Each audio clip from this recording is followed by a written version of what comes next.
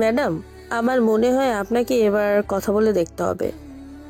কেন, তোমরা কি পারছো না? ম্যাম, আমরা ওনাকে অনেক রিকোয়েস্ট করেছি, কিন্তু উনি কোনোভাবেই আমাদের অর্ডার নিতে পারবে না। আমাদের কোম্পানির কথা বলনি?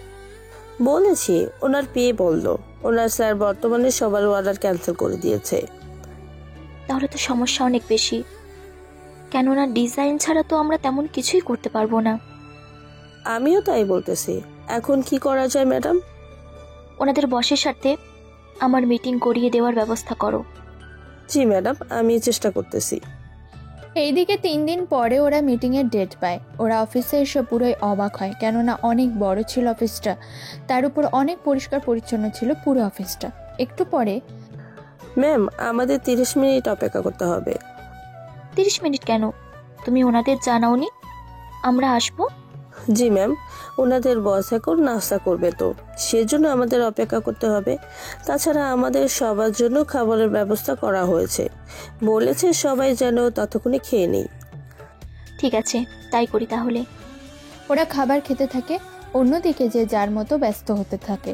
30 মিনিটের শেষ, কিন্তু এখনো ওদের কেউ ডাকছে না। সেই জন্য, কি ব্যাপার, 30 মিনিট তো শেষ, তাহলে এখনো আমাদের ডাকছে না কেন?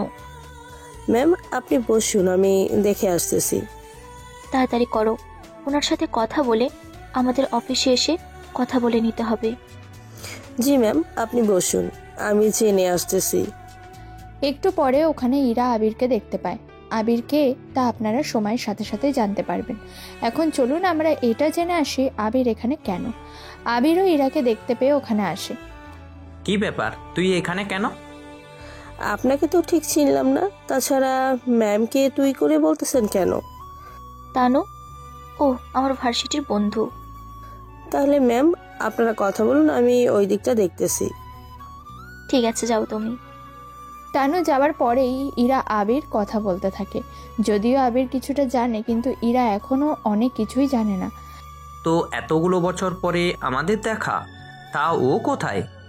পড়াশোনা মাঝে কে কোথায় চলে গেছে তা নিজেও জানি না। তা তোর কি খবর? আমি বাবার কোম্পানি দেখাশোনা করতেছি। এখানে কেন? এখানকার যে বস, তার সাথে কথা বলার জন্য। তোদের তো অন্য বিজনেস, তাহলে এইখানে কেন? আসলে আমাদের কিছু ডিজাইন দরকার, সেই জন্য এসেছি এই ব্যাপারে কথা বলতে। কিন্তু উনি কয়েকদিন আগে সব ডিল ক্যান্সেল করে দিয়েছে। আমাদেরও সেম অবস্থা হয়েছে, সেজন্য এসেছি দেখা করার জন্য। কিন্তু এখানে তো দেখছি অনেক লোকজন, আজকে দেখা করতে পারবো কিনা সেটাও তো আর জানি না। আচ্ছা শোন, কিছু ডলার ঘুষ দিয়ে ভেতরে যাওয়ার ব্যবস্থা করতে হবে। এরকমটা করতে পারলে তো ভালোই হবে। তাহলে দেখা কোনোভাবে করা যায় কিনা দেখতেছি আমি। আবির যায় ব্যবস্থা করতে। অন্যদিকে তানু অনেক খুঁজেও কিছু করতে পারলো না, কেননা অনেক কোম্পানির লোক এসেছে এখানে। অনেকে ভালো ভালো ডলার অফার করছে ওনাকে, উনি যেন কাজটা করে। আচ্ছা, বসো এখানে। একটু পরে আবির একটা ব্যবস্থা করে ফেলে। কিছুক্ষণ পরে আবির, ইরা আর তানু একসাথে কেবিনে ঢোকে। ওদের সামনে একটা ছেলে বসে আছে বসের চেয়ারে, তবে ওরা এখনো মুখটা দেখতে পাচ্ছে না, কেননা ছেলেটার মুখের সামনে একটা ট্যাব ধরে রেখেছে, সেই জন্য মুখ দেখা যাচ্ছে না। স্যার, আমরা কি বসতে পারি? অপর পাশ থেকে অনুমতি দিলে ওরা বসে নিজেদের সমস্যার কথা বলতে থাকে। যদিও ওরা এখনো জানে না চেয়ারে কে বসে আছে, কেননা মুখ দেখা যাচ্ছে না, সেই জন্য। এদিকে ছেলেটা ট্যাবের ক্যামেরা অন করতেই ইরা আর আবিরকে দেখে চমকে ওঠে। সাথে সাথে ওনার কর্মচারীকে ডেকে আনে আর কর্মচারীকে কিছু কথা বলতে থাকে। সে সবটা শুনে, সরি ম্যাম, আপনাদের কাজ স্যার করতে পারবে না, আপনারা এখন আসুন। আসবো মানে? আমরা এসেছি আপনার সাথে কথা বলার জন্য, কিন্তু আপনি আমাদের সাথে সরাসরি কথা না বলে এখন ওনার মাধ্যমে বলতেছেন আমাদের। দেখুন ম্যাম, স্যারের যা বলার বলে দিয়েছে, আপনারা এখন আসতে পারেন। এইদিকে অফিস থেকে বের হয়ে আসে। এসে ইরা তো রেগে যায় অনেক, সাথে অনেক গালাগালিও করতে থাকে। সেই জন্য, এরা গালাগালি করে তো কাজ নেই, অন্য কোনো উপায় আমাদের ভাবতে হবে। অন্য আর কি উপায় দেখব? ওই ব্যাটা তো কথাই বললো না আমাদের সাথে। কত বড় সাহস, আমাদের এভাবে কর্মচারীর মাধ্যমে কথা বলে বের করে দিল। দেখ, এই রাগ শান্ত করতে হবে তোকে। আমার রাগ যে কোনোভাবেই কমছে না। চল তো আমার সাথে। কোথায় যাব আমরা? চল আমরা ক্লাবে যাই। তুই কি জানিস না আমি ক্লাবে চাই না? আরে ওখানে এলে মাথা ঠান্ডা থাকবে, চল তো। তানু, তুমি আমাদের সাথে যাবে? জি ম্যাম, যাব। চলো। এরা তো চলে আসে ক্লাবে, এসে ওখানে নিজেদের রাগ ঠিক করতে থাকে। এখন হয়তো অনেকে বলবেন এটা আবার কেমন প্রতিক্রিয়া রাগ কমানোর। আসলে যার যেমন রাগ যেভাবে কমে তাকে সেভাবে তো রাখতে হবে। এরা এদের রাগ করতে থাকে। অন্যদিকে প্রায় 30 মিনিট পরে ম্যাম দেখুন, কত সুন্দর একটা ছেলে এসেছে। এখানে সুন্দর তো মোটামুটি সব ছেলেই। আরে ম্যাম, আমি ওনাকে ওই অফিসেই দেখেছিলাম, কোন অফিসে? যে অফিসে আমরা গিয়েছিলাম আজকে। তা ডেকে আনো তো ওনাকে। জি ম্যাম, যাচ্ছি। ওখান থেকে চলে আসে ছেলেটার কাছে, এসে কথা বলতে থাকে। কথা বলার শুরুতে আপনার সাথে আমাদের ম্যাম কিছু কথা বলতে চায়। আমি তো আপনাদের ম্যামকে চিনি না, তাছাড়া আমি কেন ওনার সাথে কথা বলতে যাব? আচ্ছা, আমি যদি ভুল না করি আপনাকে আমি একে গ্রুপ কোম্পানির ভিতরে দেখেছিলাম। কোন জায়গায় দেখেছিলেন? এই তো আপনি কেবিনের বাহিরে হাঁটতেছেন, ওই সময় দেখেছি। আচ্ছা, আমার সাথে কোন বিষয় নিয়ে কথা বলবেন তা আগে বলুন। আসলে ওই অফিসে এসেছিলাম আমরা একটা কাজ নিয়ে, কিন্তু ওনাদের বস আমাদের সাথে কোনো কথাই বলেননি। কথা কেন বলবে না? সেটা তো আমরা নিজেরাও জানি না।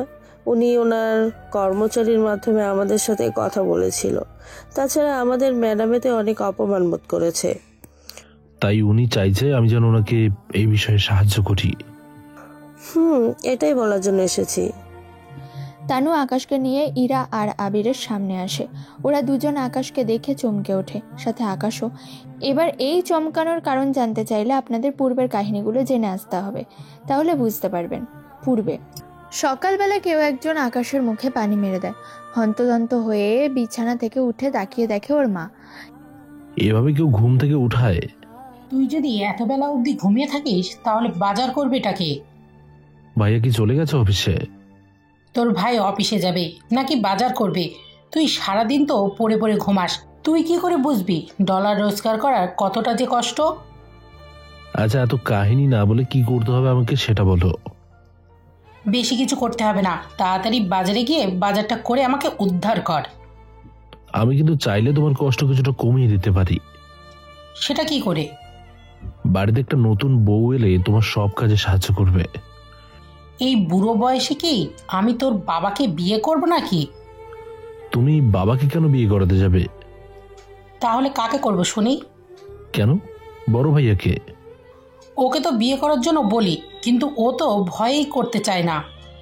কিসের ভয় সেটাই তো বুঝতেছি না। বিয়ে করলে নাকি এখানকার মেয়েরা আলাদা খাওয়ার জন্য সংসারে ঝামেলা করে, সেই জন্য ও চায় না এরকম কিছু হোক। ভালো খারাপ এই মিলেই তো দুনিয়া। এখন যদি এই আশা করে বসে থাকে তাহলে চলবে কিভাবে বলো? তাছাড়া ভাইয়া তো অলরেডি 27 হয়ে গেছে, যত তাড়াতাড়ি পারো বিয়ে করিয়ে দাও। যেন তোর সিরিয়াল এসে যায়। আমি তো মাত্র ভার্সিটিতে ভর্তি হয়েছি, সামনেই নবীন বরণ, এরপর পুরো সেকশন শেষ করতে করতে 5 বছর। 5 বছরে তো আমার বিয়ে করার প্রশ্নই ওঠে না। বাহ, তুই দেখি সব আগে থেকেই হিসেব করে রেখেছিস। হিসেব তো করতেই হবে। তুমি যে হারে আমাকে দিয়ে বাজার করাচ্ছ, এতে করে হিসেব না করে কোনো উপায় আছে বলো? এখন যা বাজারে। যাচ্ছি। ডলার দাও তাহলে। এইদিকে ডলার নিয়ে বাজারে যেতে থাকে। অন্যদিকে নায়িকা কি করছে তা আমরা দেখে আসি। এইদিকে ইরা, এই ইরা, উঠ তাড়াতাড়ি।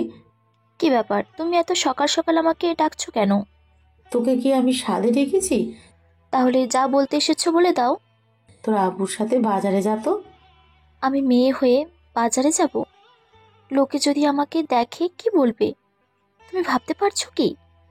তুই তো বললি একদিন বড় হয়ে তুই কোম্পানির মালিক হবি, তখন সবাইকে তোর কথা মতো চালাবি। সেটা তো বলছি। তাছাড়া বাবার তো ছোটোখাটো একটা কোম্পানি আছে। আমি যখন পড়াশোনা শেষ করব তখন আমি আমাদের কোম্পানির বাকি দায়িত্বটা সামলাবো। তখন তো তোকে সবাই দেখবে।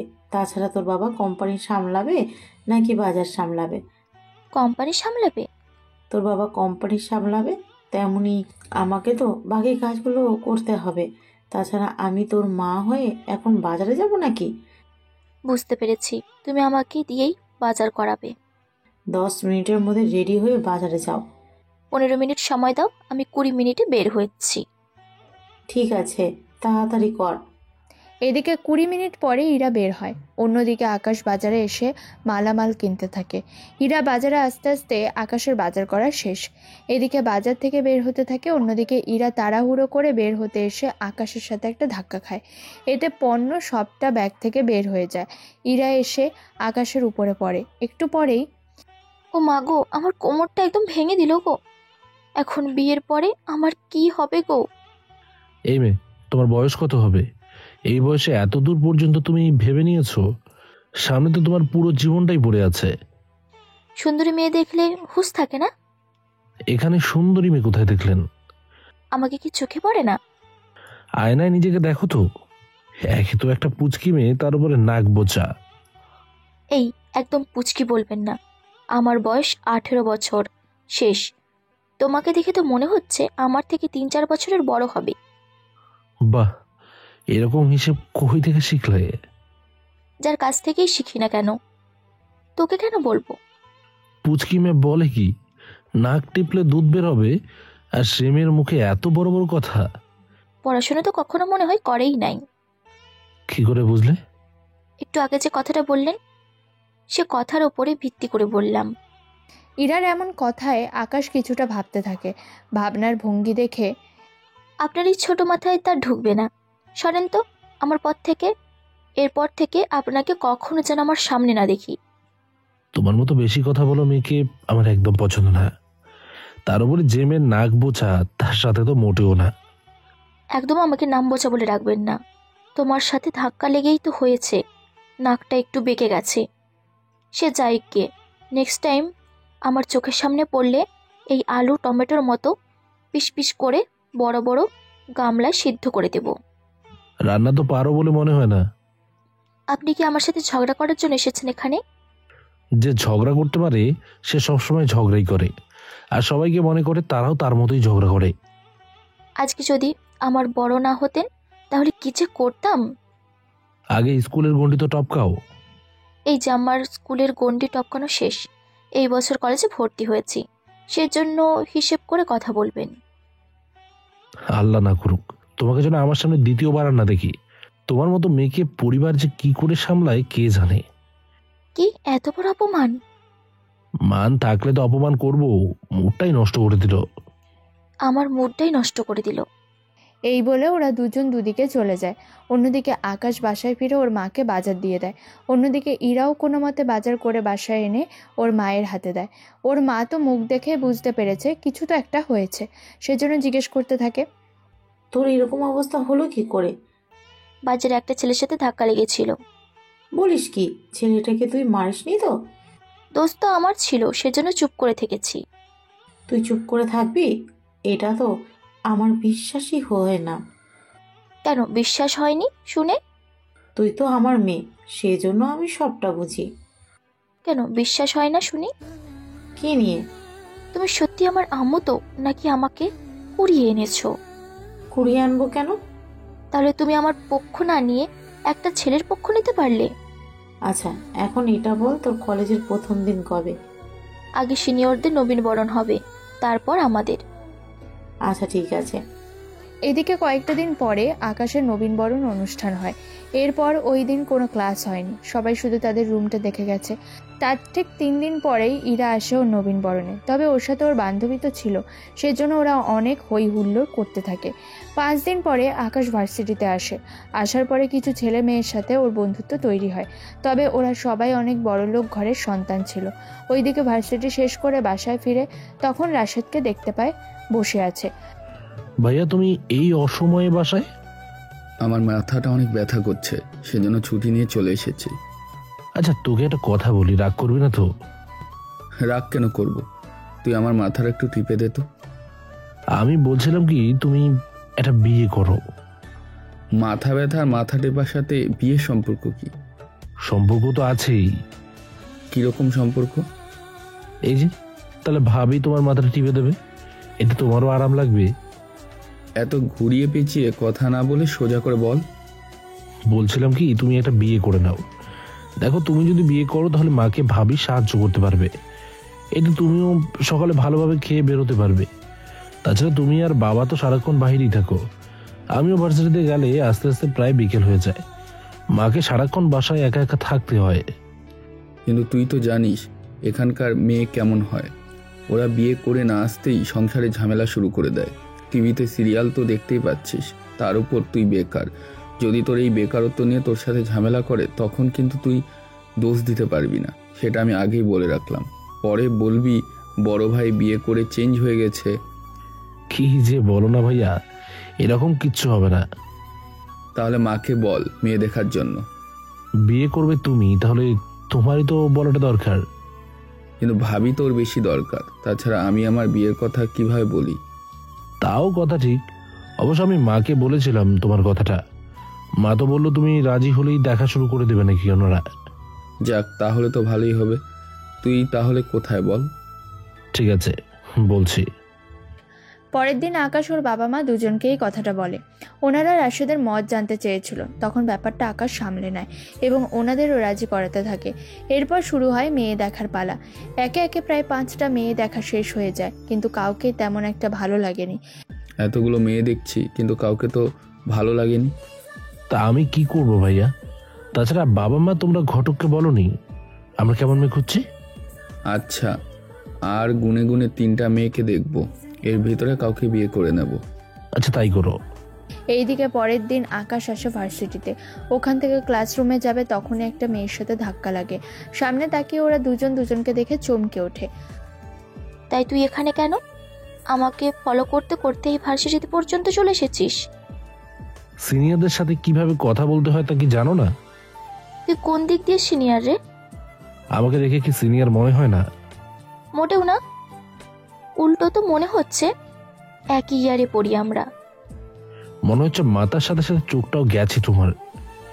ইরা, এই ছেলেটা কে রে এভাবে গায়ে পড়ে ঝগড়া করতেছে? এই মেয়ে, তুমি কে? আমি ঈশা রহমান, ইরার একমাত্র বন্ধু। ওনার মতো মাথা মোটা মেয়ে যদি তোমার বন্ধু হয় তাহলে তুমি যে কতটা উন্নতি করবে তা আমার বোঝা হয়ে গেছে। কি? আমি মাথা মোটা? দেখুন, আপনি কিন্তু রীতিমতো আমাদের দুজনকে অপমান করতেছেন। দুজনের তো মানই মনে হচ্ছে না, আর তোমাদের সাথে ঝগড়া করার মতো মুড নেই আমার। এমনভাবে বলতেছে মনে হচ্ছে আমার ওনার সাথে ঝগড়া করার জন্য আমরা এখানে দাঁড়িয়ে আছি। আশেপাশে যারা আছে সবাই দেখলে এই কথাই বলবে। মোটেও কেউ বলবে না। আজ এরা পেঁচাল মারার সময় নেই আমার। তো আমি কি করব? আমি কি বলেছি আমার সাথে ঝগড়া করার জন্য? ঝগড়া আমি করিনি। তাছাড়া আল্লাহ জানে কার কপালে তোমাকে রেখেছে। যার কপালে রেখেছে তার কপাল তো কতটা খারাপ তা আমি এখনই দেখতে পাচ্ছি। আসছে আমার কপাল বিশেষজ্ঞ। ঈশা, চল তো। এই ব্যাটার সঙ্গে আজাইরা কথা বলে আমাদের মোটেও কাজ নেই এখানে। ওরা চলে যায়। এদিকে আপনারা ভাবছেন এরা দেখা হলেই যদি এরকমভাবে ঝগড়া করে সব সময়, তাহলে এদের মধ্যে ভাব কেমন করে হবে? এটাই অনেকের মনে প্রশ্ন জাগতে পারে। কিন্তু চিন্তা করবেন না, পুরো গল্পটাকে এমনভাবে সাজিয়ে লেখা হবে যে কোনো কিছু ঘটে যেতে পারে যে কোনো মুহূর্তের মধ্যেই।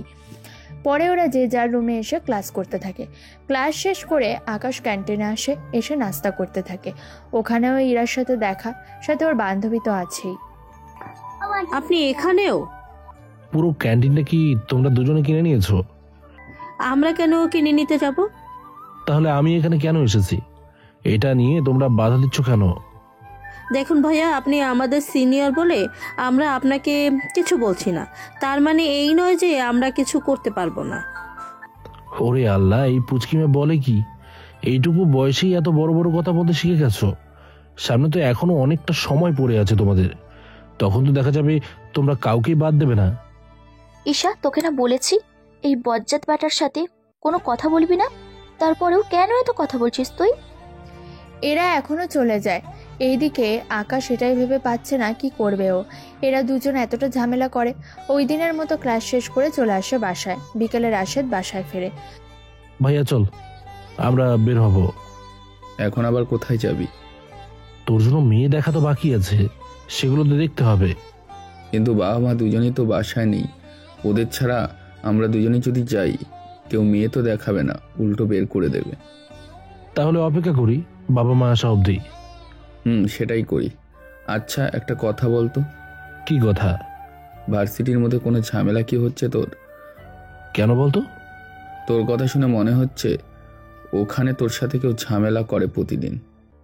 তেমন কিছু না ভাইয়া। কিছুক্ষণের মধ্যে আকাশের বাবা মা আসে। ওনারা ফ্রেশ হয়ে সন্ধ্যের দিকে মেয়ে দেখতে যায়। এদিকে মেয়ের বাসায় এসে বসে আছে। কিছুক্ষণ পরে মেয়েকে আনা হলো। ভাইয়া, ভাবি কিন্তু অনেক সুন্দর আছে। আমারও অনেক পছন্দ হয়েছে। আমাদের দুজনের আলাদাভাবে কথা বলার ব্যবস্থা করে দিতে পারবি? আগে এই দিনটার অবস্থা ঠিক হোক, তাহলে আমি ব্যবস্থা করে দেবো। ঠিক আছে। এদের দুই ভাইকে ফুসুর ফুসুর করতে দেখে ওর বাবা মা জিজ্ঞেস করে বসে, আমাদের তো মেয়ে পছন্দ হয়েছে, আমাদের ছেলে পছন্দ হয়েছে কিনা এটা জেনে নিলেই হবে। মা, আমার দিক থেকে ওকে। আমার দিক থেকে ওকে মানে ভাইয়ার দিক থেকে ওকে। আলহামদুলিল্লাহ, ভালো কথা। তাহলে আমরা এবার বিয়ের কথাবার্তা বলি। আগে ভাইয়া আর উনি আলাদাভাবে কথা বলেনি। আলাদা কথা বলবে কেন? আরে মা, এই যুগে এইগুলো স্বাভাবিক। তাছাড়া কোনো যে রাজি আছে সেটা তো শিওর হতে হবে। তাছাড়া ওনারা যখন বিয়ে করবে তখন ওনাদের মধ্যে বাকিটা স্বাভাবিকভাবে থাকুক। ওনারা কথা বলে নিক আলাদাভাবে। এরপর এদের আলাদাভাবে রুমে পাঠিয়ে দেওয়া হয়। বসুন আপনি। আমি ঠিক আছি। তা আমাকে সত্যি আপনার পছন্দ হয়েছে তো? পছন্দ হয়েছে বলেই তো বললাম। তা আপনার কি পছন্দ হয়েছে আমাকে?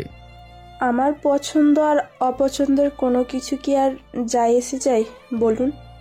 আপনি কি কাউকে ভালোবাসেন? আমি কাউকে ভালোবাসি না, নাই আমার কোনো পছন্দের কোনো মানুষ আছে। আমাকে কি আপনার পছন্দ হয়নি? জি, পছন্দ হয়েছে। যখন দুজনেই দুজনকে পছন্দ হয়েছে তখন এভাবে বিয়ে আটকানোর তো কোনো দরকার নেই। আমরা রুম থেকে বের হয়ে যে মতামত দিব, ওনারা ওই মতামতের উপরই ভিত্তি করে কিন্তু বিয়েটা ঠিক করবে। সেই জন্য এখন যা কিছু বলবেন তা কিন্তু একটু ভেবে চিন্তে বলবেন, কেমন? চিন্তা করবেন না, আমার কোনো অসুবিধা নেই এই বিয়েতে। তাহলে চলুন আমরা নিচে যাই, এখন সবাই অপেক্ষা করছে। জি চলুন। ওরা নিচে নেমে ওরা দুজনেই বিয়ের জন্য সম্মতি দেয়। তারপর ওদের বিয়ে ঠিক করা হয়, তাও 5 দিন পরে। সেই জন্য আকাশ ভার্সিটিতে পরের দিন, কেননা আপাতত 7 দিনের মতো আসবে না, সেই জন্য এসে ক্লাস করতে থাকে। তখন তোমাদের ডিজাইনের উপর পড়া বুঝিয়েছি, তা কাল তোমরা করে আনবে। স্যার, আমি আপাতত 5-6 দিন আসতে পারবো না, সেজন্য আমি পরে যখন আসবো তখন করে আনবো। তুমি কি জানো না, তোমাদের এখন অনেক গুরুত্বপূর্ণ ডিজাইন আমি বুঝিয়ে দিচ্ছি। এই ক্লাস তুমি চাইলেও সামনে পাবে না, সেজন্য তোমার ইচ্ছে। এদিকে কি করবে না করবে কোনো কিছু বুঝে উঠতে পারছে না। বাসায় ফিরে ওর বাবা মাকে বলে, দেখ, এত কিছু আমি একা হাতে সামলাবো কি করে? তাছাড়া কয়েকটা দিনেরই তো ব্যাপার। ঠিক আছে বাবা। এদিকে বিয়ের কাজকর্মগুলো চলতে থাকে। দিন যত যাচ্ছে বিয়ের তারিখও ঘনিয়ে আসতে থাকে। এরপর শুরু হলো বিয়ের দিন মেয়েরা এতটা কান্না করে তা বলার বাইরে, কিন্তু এরপর আর কান্না করে না। এই সায়েন্সটা আজও বুঝতে পারলাম না। অনেক যায় ঝামেলা শেষ করে সাথীকে নিয়ে আসা হলো। তাছাড়া যায় ঝামেলা বলতে যারা বিয়ে করেছে তারাই বেশি বুঝবে। এখন অনেকে বলবে লেখক নিজেই তো বিয়ে করেনি, তাহলে সে কি করে বুঝেছে? আসলে সে বাস্তবে বিয়ে না করলেও গল্পের মধ্যে যতগুলো বিয়ে করেছে সেখান থেকে কিছু আইডিয়া দিল আর কি। এইদিকে বড় ভাইয়ের জন্য পুরো রুমটা সাজিয়ে রেখেছে। রাতের বেলায়, দেখো বৌমা, তুমি তো এই বাসায় নতুন, তবে তুমি চিন্তা করো না, তুমি আমার মেয়ের মতোই থাকবে এই বাসায়। তবে একটা কথা, কখনো কোনো অসুবিধা হলে আমাদের অবশ্যই কিন্তু জানাবে। দেখো, পরিবারে যখন আসবে তখন অনেকেই অনেক রকম কথাবার্তা বলবে, সেই জন্য সব কথায় মন খারাপ করতে যেও না। বেশি অসুবিধা হলে আমাকে জানাবে। আচ্ছা, জানাবো আমি। রাশেদ, তাহলে বৌমাকে নিয়ে রুমে যা। ঠিক আছে মা। এরা তো চলে যায়। এদিকে যেতে যেতে 1 মাস কেটে যায়। এখন শুরু হলো বড় ঝামেলা। কি নিয়ে এত ঝামেলা তা আপনারা জানতে পারবেন কিছুদিন পরেই। এখন শুধু যা হচ্ছে বা হতে যাচ্ছে তা চুপচাপ দেখতে থাকুন। 1 মাস পরে, রাশেদ শোনো। হ্যাঁ বলো। আমার $1000 লাগবে। এতগুলো ডলার? কিন্তু কেন? আমার কিছু মেকআপ কিনতে হবে। বিয়েতেই তো অনেক মেকআপ দিলাম তোমাকে, সেগুলো তো এখনো শেষও হয়নি। তাতে কি হয়েছে? তাই বলে প্রতি মাসে যদি তুমি মেকআপের পিছনে এতগুলো ডলার খরচ করে ফেলো তাহলে আমার সংসার চলবে কি করে? আমার এই $1000 জন্য তোমার সংসার চলবে না? না, চলবে না। কেননা বাবা আর আমি এই সংসারই চালাই। তুমি রোজগার করো আমার জন্য, বাবা রোজগার করে মায়ের জন্য। কি আবোল তাবোল বলছো তুমি? থাক, কিছু না। এরই মধ্যে আকাশ রুমের মধ্যে টোকা দেয়, কেননা ভার্সিটির ফিস দিতে হবে। সেই জন্য রাশেদের কাছে আসে। ভাইয়া, আমার ওই $500 লাগতো। তোর তো সেমিস্টার ফিস দিতে হবে, এই নে ডলার। আচ্ছা ভাইয়া, আমি আসি। আকাশকে ডলার দেওয়াতে সাথীর মুখ তো রেগে লাল হয়ে যায়, যা রাশেদ তাকানোর পরে বুঝতে পারে। তুমি এভাবে রেগে আছো কেন? রেগে কেন আছি তুমি কি কিছুই বুঝতে পারছো না? তা আমি কি করে বুঝবো? তুমি তোমার ছোট ভাইকে ডলার দিলে, কিন্তু আমি ওর আগে চেয়েছি, তখন তো দিলে না। আরে ওর সামনে পরীক্ষা, সেজন্য ওকে সেমিস্টারে ডলার দিতে হয়েছে। আমার থেকে তোমার ভাই বেশি দামি হয়ে গেল তোমার কাছে? আচ্ছা, তুমি মেকআপের জন্য এখন আমার সাথে ঝগড়া করবে নাকি? দরকার হলে তাই করব। দেখ, রুমেই থাকবো না। এইদিকে রাশেদ বের হয়ে যায়, অন্যদিকে সাথী তখন কি যেন ভাবতে থাকে।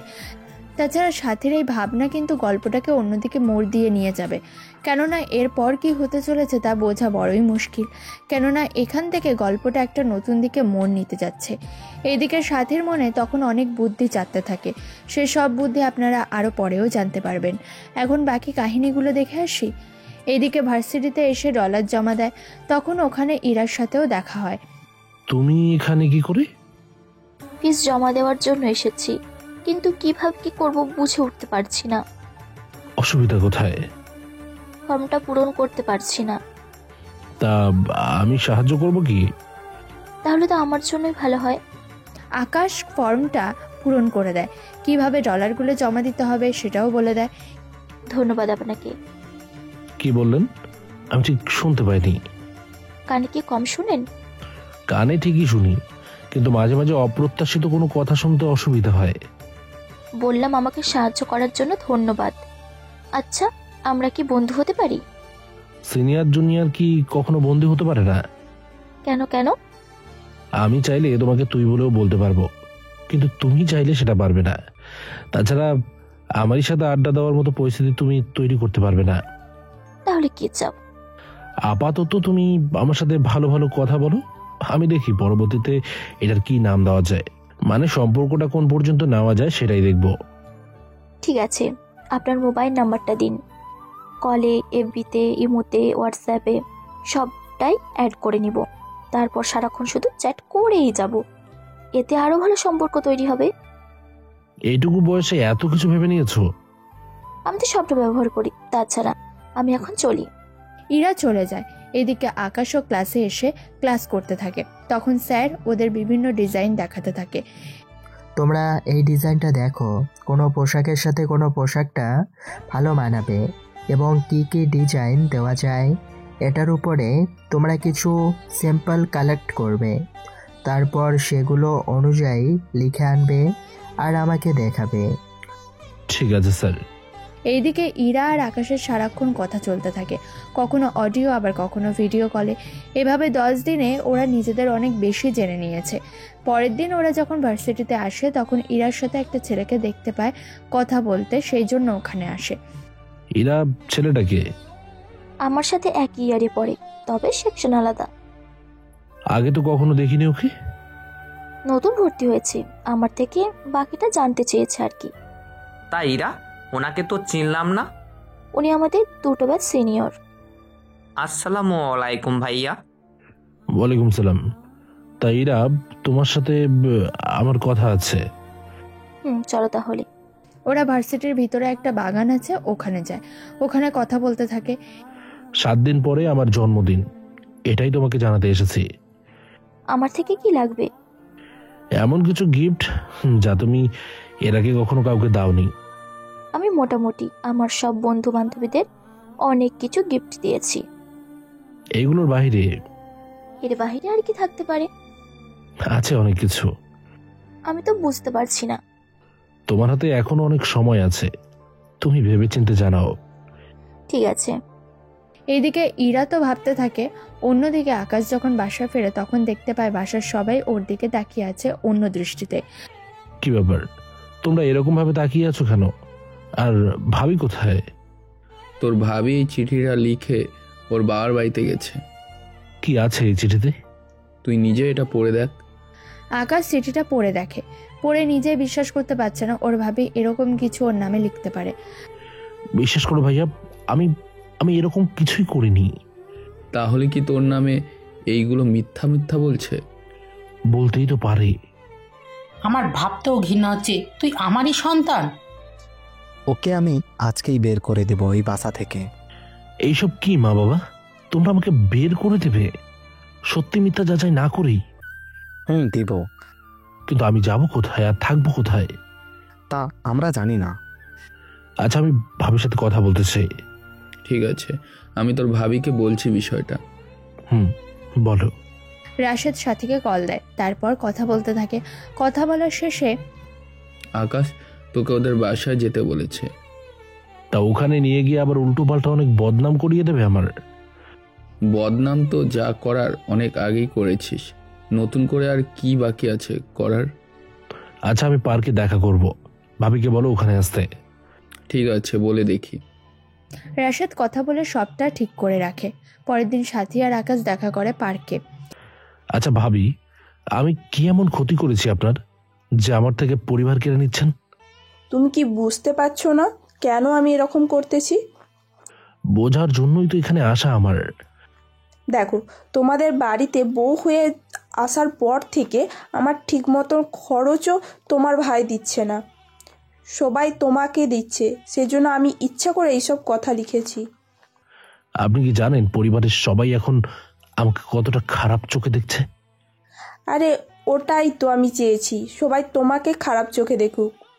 এতে আপনার কি লাভ? ও মা, লাভ ছাড়া কি আমি এগুলো করছি নাকি?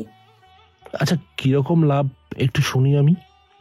প্রথমত, তোমাকে বাসা থেকে বের করে দিলে রাশেদ হবে এই পর এই বাড়ির মালিক। তাছাড়া আমি একটা হিসেব করে দেখেছি, তোমার খাওয়া আর খরচ যা ছিল মাসে প্রায় $700 খরচ হয়। যদি তুমি নাই থাকো তাহলে তো ওই খরচটা বেঁচে যাবে, আর ওই খরচটাই আমি আমার কাছে ব্যবহার করতে পারবো। তোমার ভাই আমাকে ডলার না দিয়ে তোমাকে দিল, তখন আমার এত রাগ উঠেছিল যা বলার বাইরে। তার মানে আমার পেছনের খরচগুলো যাতে আপনার পেছনে করতে পারে সেজন্য এই নাটকগুলো করলেন। আমি দরকার হলে সব ডলার আপনার হাতে তুলে দেব, তাও আমাকে আমার পরিবার থেকে আলাদা করবেন না। করতে পারি একটা শর্তে। কি শর্ত? তোকে তোদের বাড়িতেই চাকরের মতো থাকতে হবে। এটা কি বলছেন? আমি তো ভেবেছিলাম আমি সব ডলার দিয়ে দিলে আপনি সবাইকে সত্যিটা বলে দেবেন। আমি যদি সত্যিটা বলে দিই তখন তো আমি সবার চোখে খারাপ হয়ে যাব। সেজন্য এখন তুই সবার চোখে খারাপ হয়ে থাকবি। ওই বাড়িতে একটা চাকর ছিল, ওই চাকরের জায়গায় তুই কাজ করবি।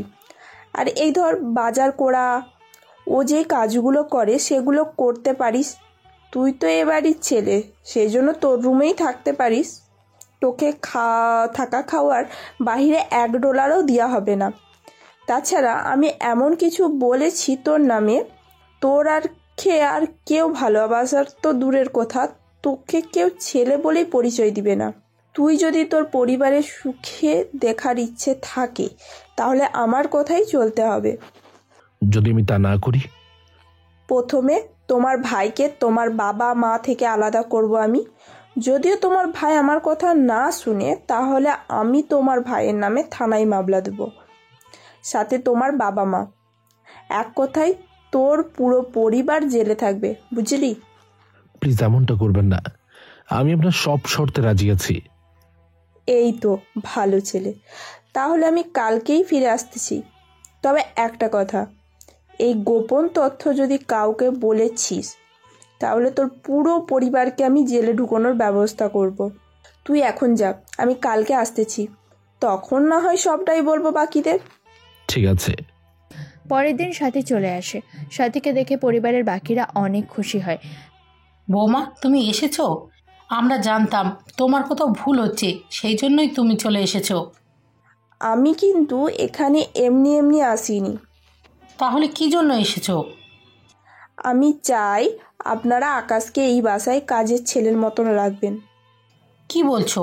আমরা আকাশকে এই বাসা থেকে বের করে দেওয়ার ভাবছি? বের করে দিতে হবে না, আপনারা ওকে দিয়ে এই বাসার সব কাজ করবেন। এমনকি ওকে আজ থেকে কোনো প্রকার ডলারও কেউ দিতে পারবেন না। এক কথায় ওর পড়াশোনা বন্ধ। ও যদি নিজের ডলারে পড়াশোনা করতে পারে তাহলে ওর পড়াশোনা করুক, কিন্তু আপনারা কেউ ওকে কোনো সাহায্য করতে পারবেন না। ওকে তো ছেলে বলতেও আমার লজ্জা লাগছে, সেখানে ওকে এইগুলো দেওয়ার তো কোনো প্রশ্নই ওঠে না। তাহলে আজ থেকে ওর এই বাসায় কাজের ছেলের মতন থাকতে হবে। ও নিজের রুমেই ঘুমাতে পারে, এতে আমার কোনো আপত্তি নেই, শুধু আমার আশেপাশে যেন ও ভুলেও না আসে। ভাবি চিন্তা করো না, আমি তোমার আশেপাশেও আসবো না। তাহলে মা, আমি রুমে গেলাম, ওকে এখন বাজারে পাঠিয়ে দিয়ে বাজার করে আনান। মা, ডলার দাও আমাকে, আমি বাজার করে আনছি। খবরদার, ওই মুখে আমাকে কোনো মা বলে ডাকবি না। ঠিক আছে, আমি তোমাদের নিজের বাবা মা ভাই ভাবি বলে আর কোনোদিনও পরিচয় দেব না। সেটাই ভালো হবে। তাহলে সাথী তুমি রুমে যাও। জি বাবা, যাচ্ছি। সাথে রুমে চলে যায়। এদিকে আকাশ বাজারে এসে বাজার করে সেগুলো বাসায় নিয়ে আসে। আজকে এমন দিন দেখতে হচ্ছে ওকে। পরের দিন সকালে ভার্সিটিতে আসে, এসে ও স্যারের সাথে কথা বলতে থাকে। স্যার, সবটাই তো শুনলেন, এখন আমি কি করব বুঝতে পারছি না। তোমারই আপন ভাবি, তোমার উপরে এত হিংসা, তার সাথে উনি তোমার এরকম অবস্থা করেছে। আমি তোমার পরিবারের সাথে কথা বলবো কি? না স্যার, এখন কথা বলার প্রয়োজন নেই। আপনি আপাতত রোজগারের ব্যবস্থা একটা করে দিতে পারলে আমার জন্য অনেক ভালো হতো।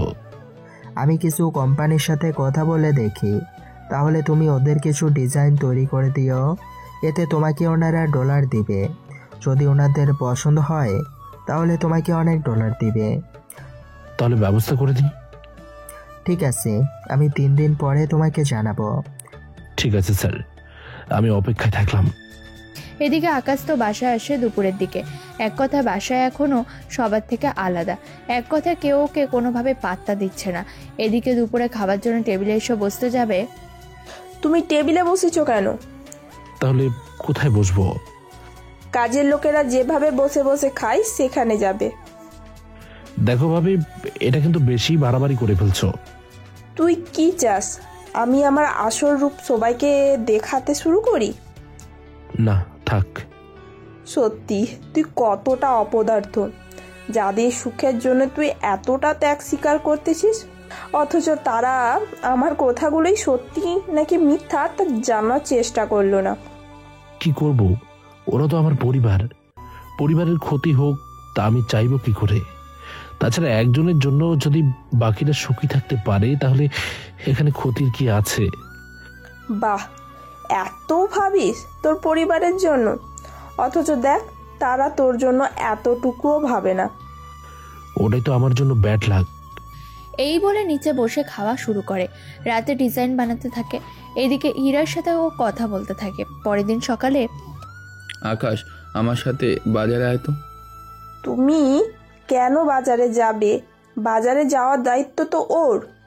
আমি নিজের পছন্দ মতন কিছু মাংস কিনবো তো। ঠিক আছে, যাও তাহলে। এদিকে রাশেদ বাজারের পাশে একটা রেস্টুরেন্টে আসে, এসে দুজনেই বসে পড়ে। সত্যিটা কি তুই আমাকে বলবি? কোন সত্যিটা? তুই তো আমার ছোট ভাই, বা আমার সাথীর কথা বিশ্বাস করলেও আমি বিশ্বাস করি না, সেই জন্য আমি সত্যিটা তোর কাছ থেকেই জানতে চাই। ভাবি যা বলেছে তাই কিন্তু সত্যি ভাইয়া। আমি কিন্তু ড্রয়িং রুমে হওয়া তোর আর সাথীর কথা সব শুনেছি।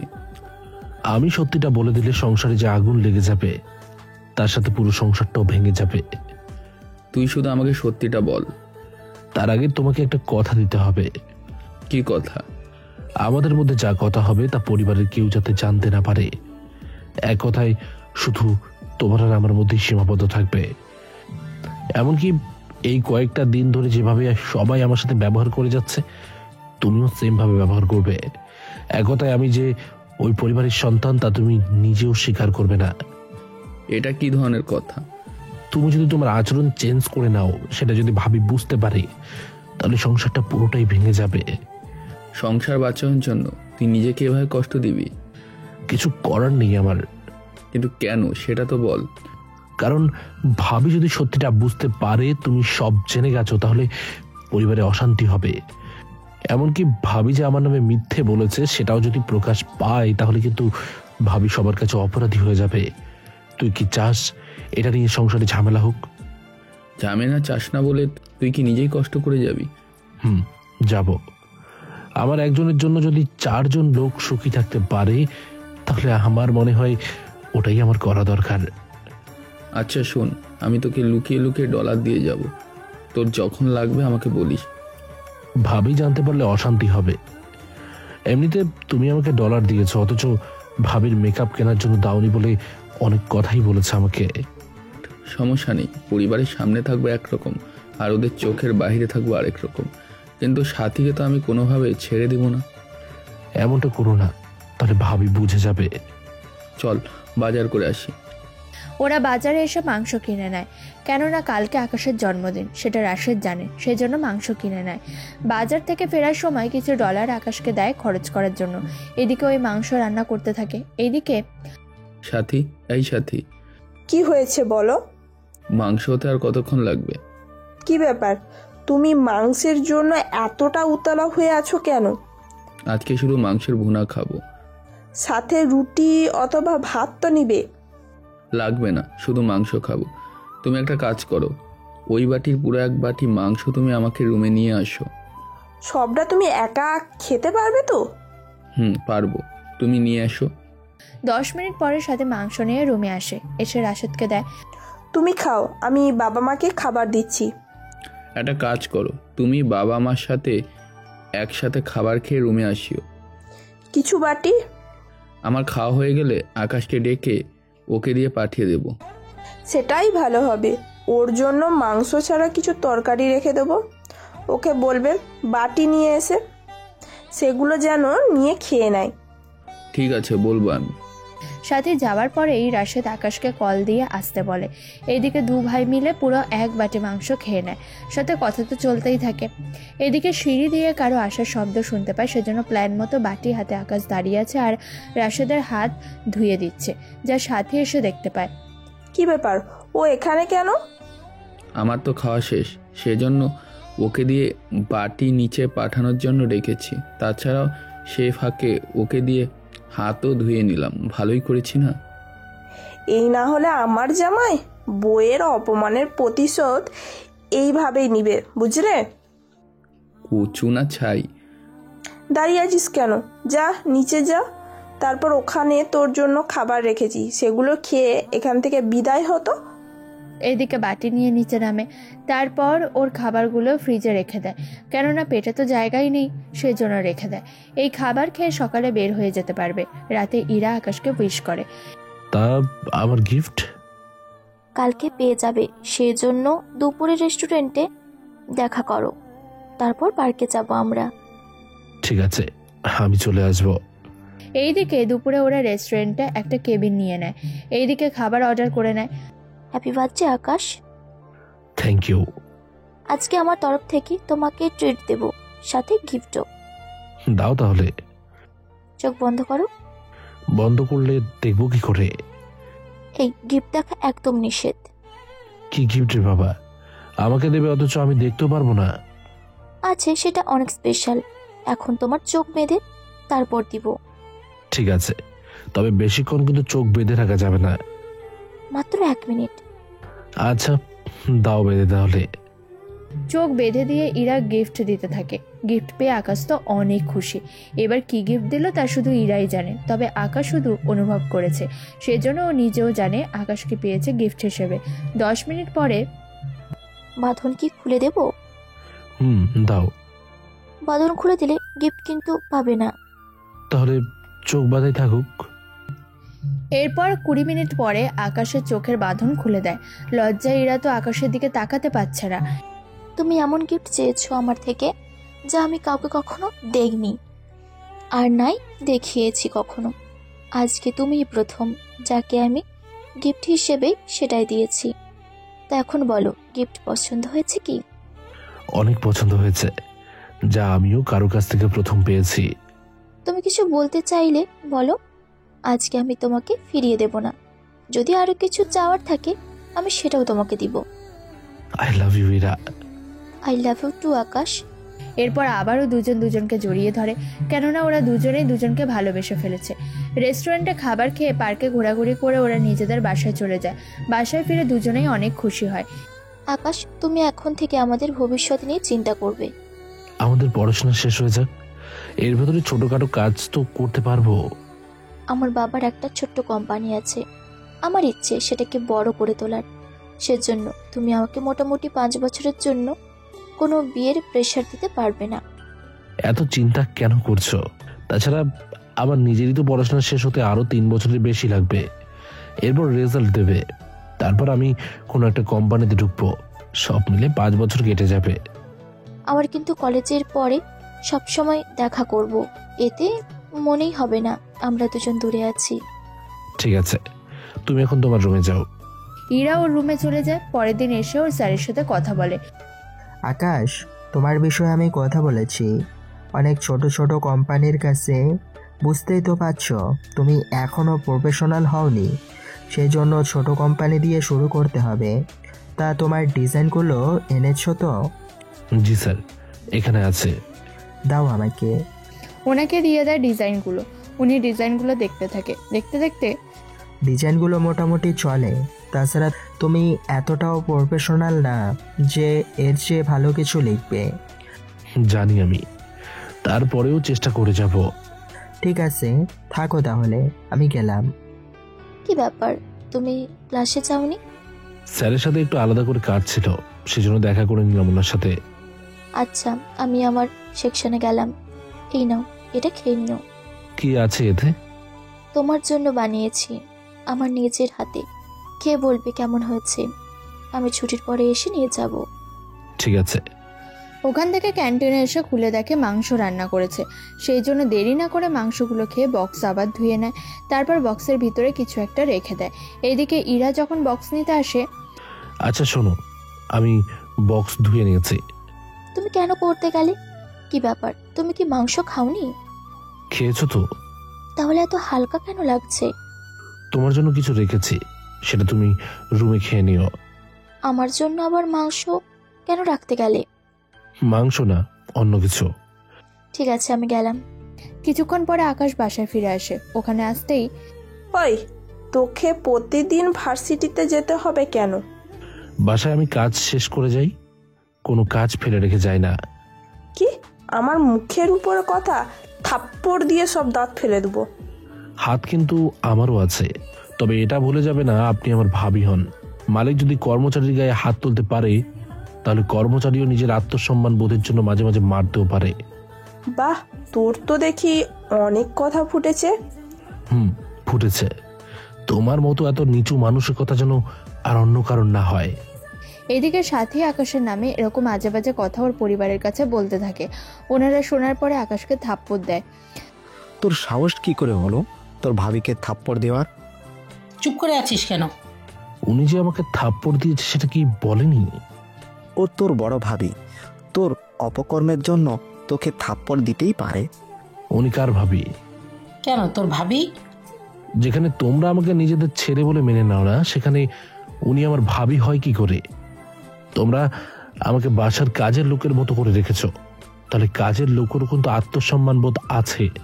তাছাড়া কাজের লোকের উপর হাত তুললে সে কিন্তু চুপ করে বসে থাকে না, এটা কিন্তু তোমরাও জানো। সেজন্য ওনাকে বলবে পরবর্তীতে এই কাজ যেন না করে।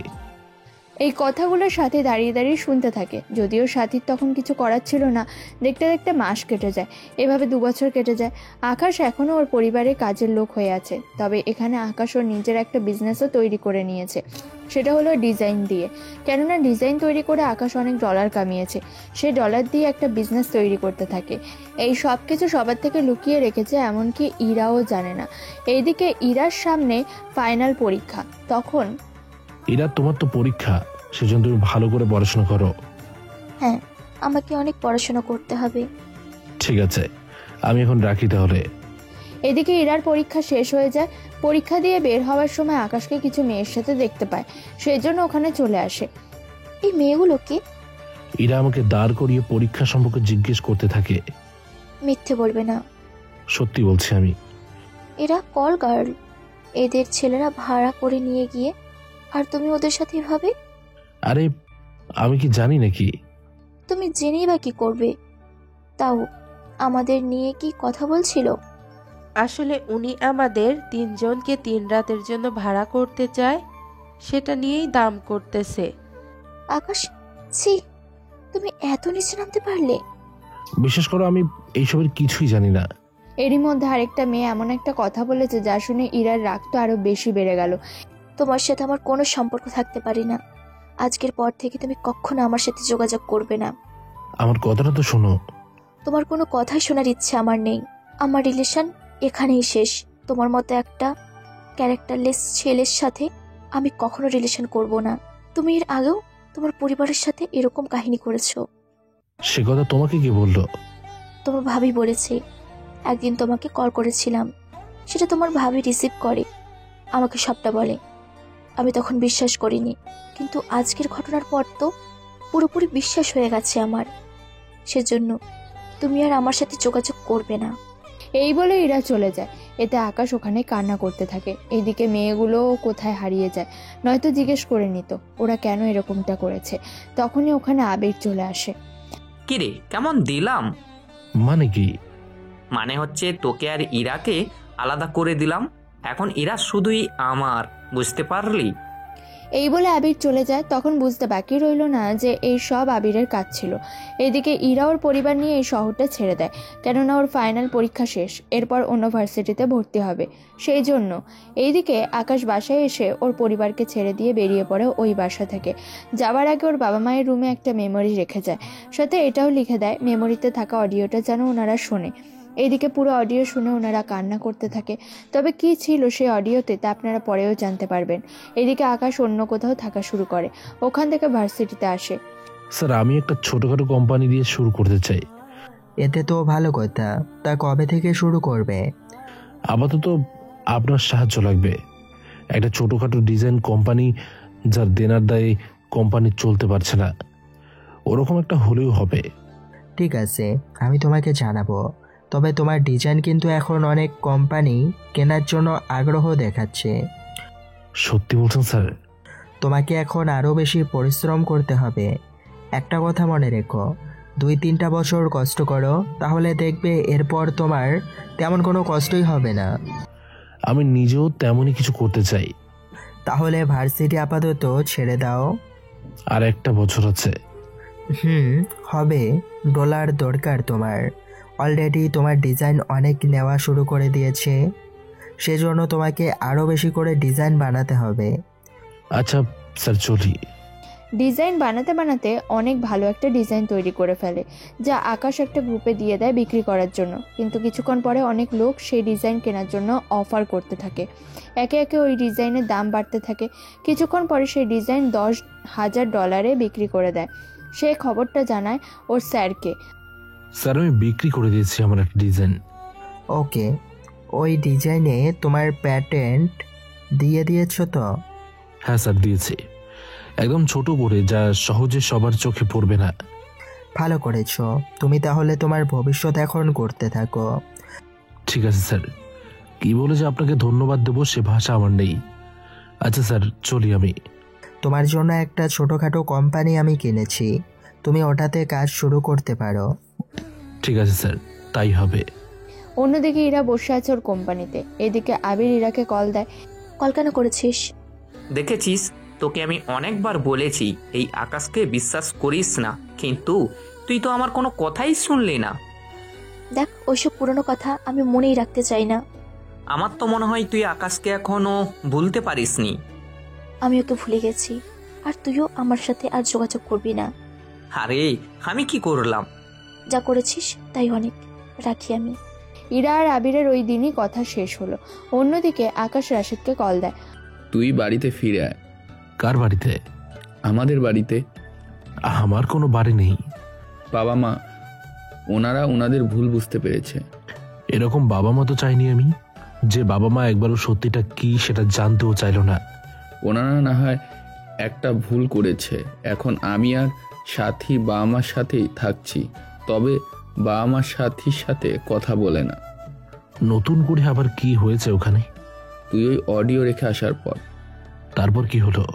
ওই অডিও শোনার পর বাবা মা আমাকে আর সাথীকে দুজনকে ওনাদের রুমে ডাকে। তারপর সাথী, তোমাকে আমার কিছু বলার আছে। জি মা, বলুন। তুমি তো বলেছিলে আকাশ তোমার দিকে খারাপ নজরে তাকাতো, তোমাকে টাচও করেছিল কয়েকবার, এই জন্য তুমি তোমার বাবার বাড়িতে চলে গিয়েছিলে। জি মা, এগুলোই বলেছিলাম। আচ্ছা, এখন সত্যিটা বলো। কোন সত্যি মা? যে সত্যিটা আমরা জানি না। আমি ঠিক বুঝতে পারছি না। রাশেদ, এখানে একটা মেমরি কার্ড আছে, এখানে থাকা অডিওটা ওকে শোনাও তো। কি আছে এখানে? তুই শুনলেই বুঝতে পারবি। ঠিক আছে। অনেকটা আশা নিয়ে অডিও অন করে। তখন ওই দিন পার্কের মধ্যে সাথী আর আকাশের ঘটে যাওয়া সব কথা চলতে থাকে। যদিও রাশেদ এত কিছু জানতো না, সবটা শোনার পরে ও আমার সাথে এত বড় চিট করলো, আমাকে না বলে পুরো কথাগুলো রেকর্ডিং করে নিয়েছে। চিট তো তুমি করলে আমাদের সাথে, আমার ছেলেটার জীবন তুমি নষ্ট করে দিলে, অথচ আমাদের বাঁচানোর জন্যই আমাদের পরিবারের সম্মানের কথা ভেবে ও একবারও প্রতিবাদ পর্যন্ত করলো না। প্লিজ মা, আমাকে ক্ষমা করে দিন প্লিজ। তোমার মতো মেয়েকে কিভাবে ক্ষমা করব? আমার ভুল হয়ে গেছে, কথা দিচ্ছি আমি আকাশকে আবার ফিরিয়ে নিয়ে আসবো। তার আর সম্ভব না। কেন সম্ভব না? ওই শহর ছেড়ে চলে গেছে। কোথায় গেছে এটা আমাকে বলেনি। তুমি কি করে জানো? আকাশ আমাকে সবকিছু অনেক আগেই বলেছিল। আমাকে বলেছে কাউকে যেন কোনো কিছু না বলি আমি, কেননা এটা যদি জানাজানি হয়ে যায় তাহলে, তাই আমাদের সম্মানের ভয়ে ও কাউকে কিছু বলেনি। ও এত কিছু ভাবে আমাদের জন্য, অথচ আমি ওকে কত বড়ই অপবাদ না দিলাম। তুমি এতটাই লোভী ছিলে যে আমার ছোট ভাইকে কেড়ে নিলে। তা রাশেদ, তুই এত কিছু জানার পরেও তাহলে আকাশের সাথে এরকম খারাপ ব্যবহার কেন করেছিস? আমি ওর সাথে খারাপ ব্যবহার করি তোমাদের সামনে, যেন তোমরা কিছুই বুঝতে না পারো, কিন্তু তোমাদের দেখার বাইরে আমাদের ভাই ভাই সম্পর্ক ঠিক থাকে। আকাশের সাথে দেখা করা যাবে? তোমরা ওকে এত অপমান করেছো, জানি না ও কখনোই বাসায় ফিরবে কিনা। এই কথা বলাতে বাকিরা কান্না করতে থাকে। সবার কান্না করার কথা শুনেও আকাশের চোখে এক ফোঁটা পানিও আসলো না। সবটা বলা হলে সবটা তো শুনলি। এখন আর এইসব বলে কোনো কাজ নেই ভাইয়া, আমি আমার মতো থাকি, তোমরা তোমাদের মতো থাকো।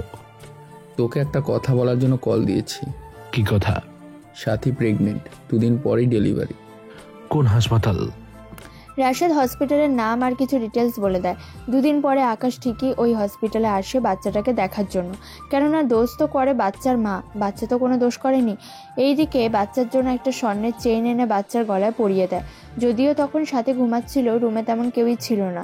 চেইনের সাথে একটা কাগজও ছিল। কিছুক্ষণ পরে রাশেদ রুমে এসে বাচ্চার সাথে তা দেখতে পায়, চিঠি নিয়ে পড়তে থাকে এবং খুশি হয়। তবে রাশেদের সাথে দেখা করলো না। কিছুক্ষণ পরে পরিবারের বাকিরাও জানতে পারে বিষয়টা।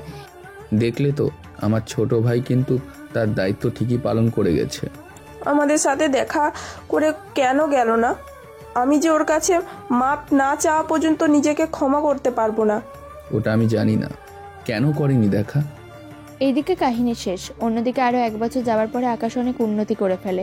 এখন বড় বড় কোম্পানিগুলো আকাশের দিকে তাকিয়ে থাকে, কখনো ডিজাইন পাঠাবে আর কখনো ওরা কাজ শুরু করবে। তাদের মধ্যে ইরাও কিন্তু একজন ছিল, যা আপনারা গল্পের প্রথমের দিকে জানতে পেরেছেন এবং তখন অনেক তথ্যই দেওয়া হয়েছে। আর আমরা পরের পর্ব থেকে কিন্তু এই গল্পের বাকি কাহিনীগুলো শুরু করব। এতক্ষণ যা কিছু শুনেছেন এগুলো হচ্ছে পূর্বের কাহিনী। এরপর থেকে আপনারা বর্তমানের কাহিনীগুলো জানতে পারবেন। বর্তমানে তো শুনলেন ইরা, আকাশ, তানু আর আবিরের কথা। যদিও তানু এই গল্পের একদম নতুন, আগে কখনো তানুকে আপনারা দেখেননি বা আগে কখনোই আপনারা তানুর কথা জানতে পারেননি। একদম নতুনভাবে সবটাই শুনতে থাকুন। আরে এই ভিখারির বাচ্চা ছিল ওই অফিসে? তানু, তুমি আর অন্য কাউকে পেলে না? জি ম্যাম, উনি ছাড়া তো আর কেউ পরিচিত নেই, কি করব বলুন। বুঝতে পেরেছি। এতটা পরিবর্তন হলে কি করে? আগে তো এরকম ছিল না। পুরনো কথা বলে এখন কোনো কাজ নেই। আমি বলতেছি আপনাকে, একে গ্রুপের মালিকের সাথে কথা বলতে হবে। আমি কেন কথা বলবো? এই কারণে কথা বলবেন কারণ আমি আমার বাবার সাথে এবার পুরোপুরিভাবে ফ্যাশন ডিজাইনের জন্য ডিজাইন খুঁজতেছি। বাবা আমাকে বলেছিল এই কোম্পানি থেকে অনেক ডিজাইন আমাদের পাঠাতে হয়, কিন্তু গত মাস থেকে আর কোনো কিছুই পাঠাচ্ছে না। সেই জন্য আমি এসেছি এটা ঠিক করতে। এতক্ষণে বুঝতে পেরেছি ব্যাপারটা। তার মানে আপনাদের দরকার আমাকে। অনেকটা সেরকমই ভাইয়া। তা মিস্টার আবির, আপনার আর ইরার দিনকাল কেমন যাচ্ছে?